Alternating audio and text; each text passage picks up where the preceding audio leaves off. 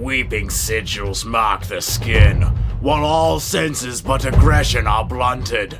Goaded forth in a frontline assault, the lives of the unwashed are to be spent at the grinder, their souls empowering their hell masters, which spew unholy command. These are the Wretched!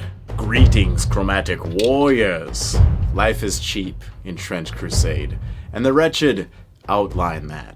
Playable in a couple different forces so far. I'll find use for them in my Heretic Legion. But bigger picture, this still serves my larger game quest. And the techniques you're going to see in this video easily apply to customizing your own zombies, goblins, or otherwise armored in scabs kind of troop types. As with all of my efforts in the Trench Crusade, it's a gourmet operation and all is custom. Before painting these damned souls, we must sculpt them in an image before unseen. As they're depicted in the artwork, the Wretched have a sort of bucket helmet thing going on. Special honorable mention goes to the ecclesiastical prisoner. From Milliput, I first sculpted a dome, trying to get down to the nose line and wrapping around the back of the head. Just a nice deep bowl to rest upon the cranium.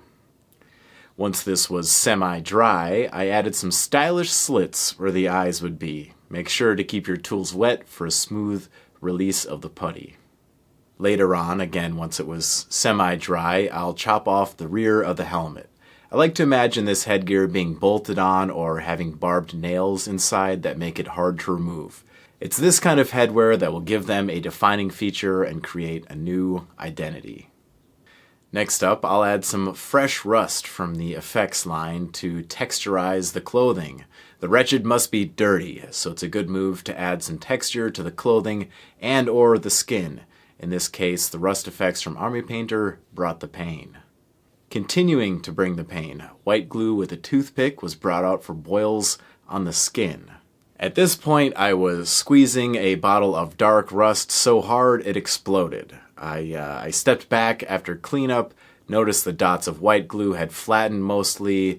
Maybe it's the viscosity of the wet glue and the plastic. I let my puddle of glue dry for 10 minutes while I cleaned up and reapplied the glue. And while the glue sorts itself out, the base will be texturized with that good old custom mix of Urban Madman from a previous video. A thin layer of super glue will give me the adhesion that I need and absorb nicely into the roughage sprinkled upon the base. It's all about that capillary action.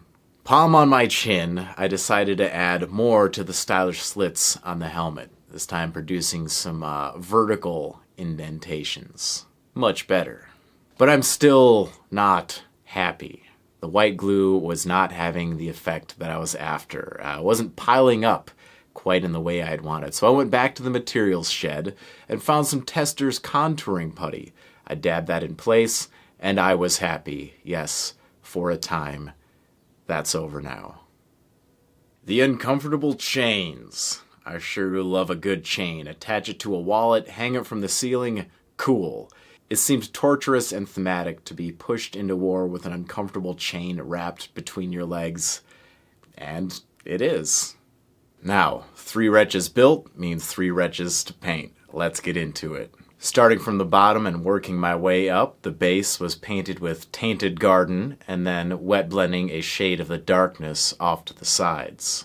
The clothes were painted with a rough mix of Iron Hull Gray and Ivory White, and you can see how I'm placing the brush and just building off of that texture in the same way. I want to create a patchy graduation. They should look very beaten up, and yeah, if you're not so good at blending, then that will serve you well in this.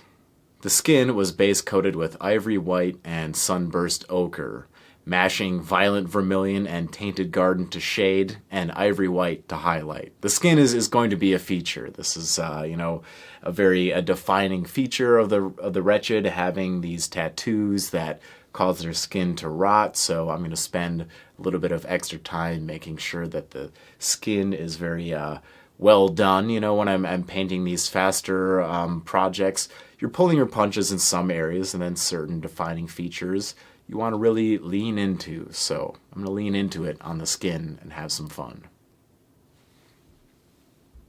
As that dries, I'll jump back to the base and give that a dry brushing of Ivory white.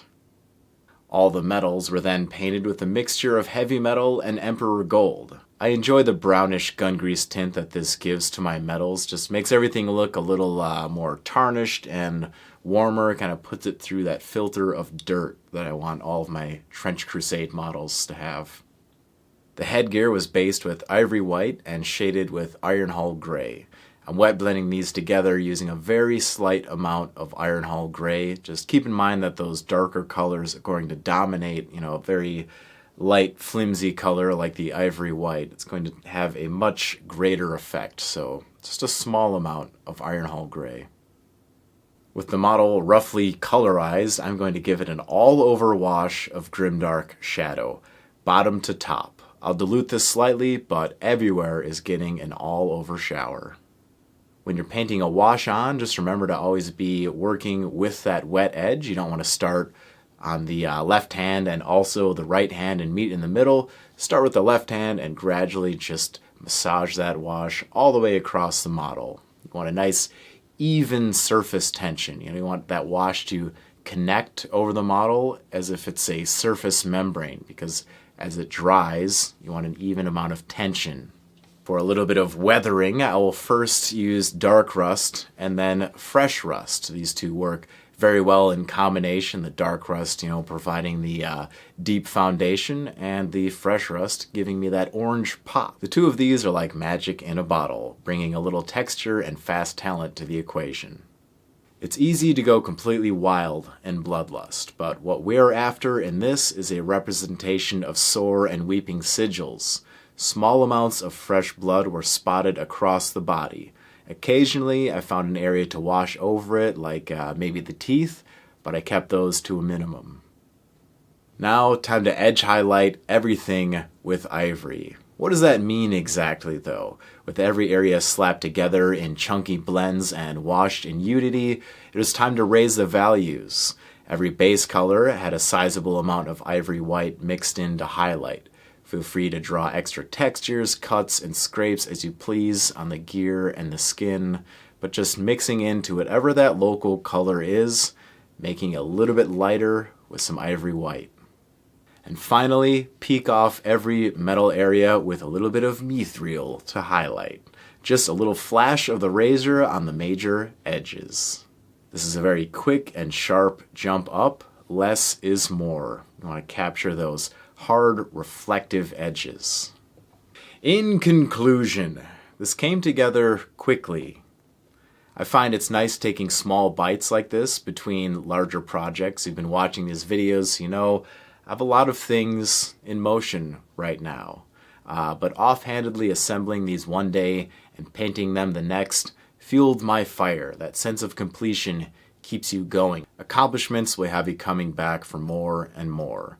Whether you are trying to accomplish a long-distance project or a shorter effort, it is all meditative painting time. So let me know how you feel in the comment section down below. I'm always happy to hear from you. If you're supporting me on Patreon, especially more so, I really appreciate that. So, until we meet again, my friends, on down the chromatic trench, remain unchained.